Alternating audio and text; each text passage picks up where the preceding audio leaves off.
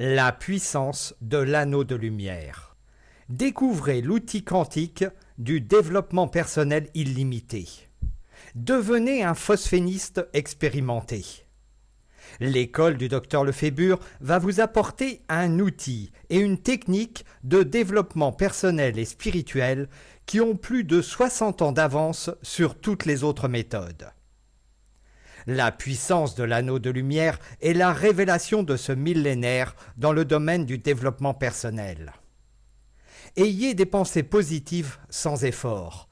Écartez la dépression et le mal-être. Atteignez le champ quantique des synchronicités et faites enfin de la visualisation créative. Contactez votre être quantique et révélez-vous. Recevez des clairvoyances dans l'anneau de lumière. Explosez votre créativité et votre intuition dans tous les domaines de la vie.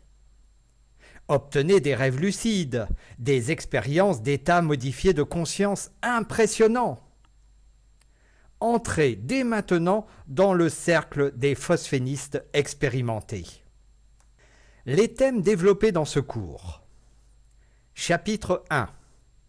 Votre portail de lumière pour changer votre vie, son lien avec l'univers quantique. Ce cours vous enseigne comment utiliser et créer l'anneau de lumière. Comment ce dernier est directement lié au monde quantique de l'information. Vous découvrirez comment il booste vos facultés cérébrales et permet de découvrir les rythmes naturels de votre évolution. Tous les jours, la puissance de l'anneau de lumière est présente. Cet outil de développement personnel illimité est si évident que vous serez ébloui de découvrir son utilisation. Vous ressentirez vous aussi la grande puissance de ceux qui maîtrisent l'anneau de lumière. Vous serez dépositaire comme eux du secret de l'anneau. Chapitre 2. Comment avoir des pensées positives avec facilité et avoir une véritable action sur sa personnalité.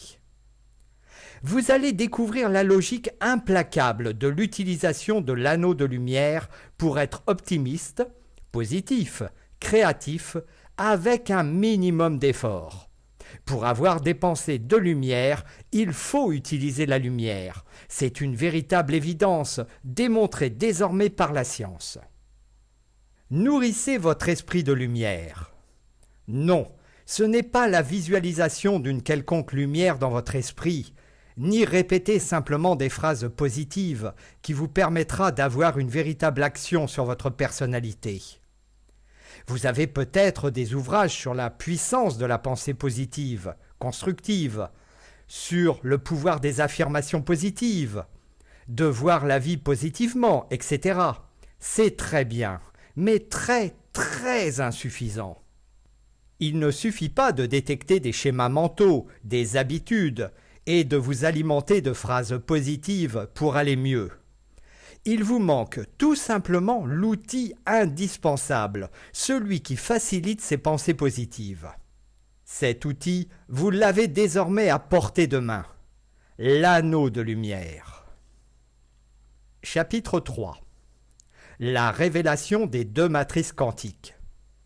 La révélation de ces deux matrices, ou plans quantiques, vous montre pourquoi les pratiques de pensée positive ou de loi de l'attraction échouent. Vous allez découvrir les deux matrices et comment elles s'opposent. Vous saurez dès lors comment jouer avec les deux matrices pour atteindre votre épanouissement personnel.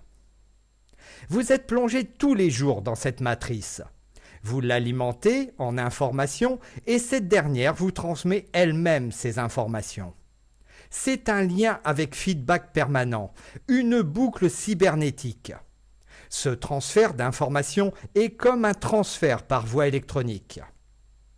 Chapitre 4. Les 4 plans secrets de réalisation de vos désirs. Apprenez le secret des 4 plans de réalisation et pourquoi certains auteurs, par manque de connaissances, ne vous parlent jamais du contenu d'un de ces plans qui est pourtant connu des initiés. Vous comprendrez également pourquoi la loi d'attraction ne marche pas et ne vous permet pas d'obtenir tout ce que vous désirez. La littérature moderne sur le développement personnel vous parle de la loi d'attraction. Comment augmenter son capital chance, obtenir de l'abondance, le secret, ou votre désir et votre ordre, en se basant sur des ouvrages écrits il y a plus d'un siècle. Dans ces livres, les auteurs vous indiquent l'importance des pensées et du désir, et vous demandent de payer quelquefois fort cher pour leur formation. Malheureusement, l'analyse qu'ils font est complètement fausse, et vous allez découvrir pourquoi il n'est pas nécessaire de payer des ouvrages ou des stages pour un savoir qui était déjà révélé et qui tient sur quelques pages. Les anciens classaient l'univers selon la théorie des 4 éléments, et la tradition juive de la Kabbale a toujours été claire sur ce point. Il en existe aussi un équivalent en Inde. On trouve cependant quelques différences suivant les systèmes et leur enseignement. Vous trouverez représenté de façon synthétique sur un tableau l'essentiel de tous les grands secrets promis dans de nombreux ouvrages sans jamais être révélés. Mais, à la fin de ce cours, vous ne vous laisserez plus berner.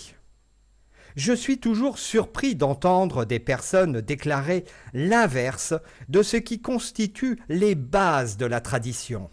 Et je me dis qu'il y a alors une tromperie monumentale et mensonge. Mais comme le grand public l'ignore, il achète des livres et suit des formations en croyant avoir enfin la recette pour devenir riche, trouver l'amour, avoir le succès et une promotion au travail. Ce faisant, ce sont bien les auteurs qui s'enrichissent effectivement. Le public a été berné à l'insu de son plein gré. Dans ce cours, vous découvrirez l'art de construire des formes pensées et leur permettre de se concrétiser dans la matière. Toujours au chapitre 4, comment utiliser les 4 plans dans l'anneau de lumière. Exercice pratique. Vous allez découvrir ce principe initiatique. Il consiste en la fusion de vos pensées, de vos visualisations, de vos émotions et de vos désirs dans l'anneau de lumière.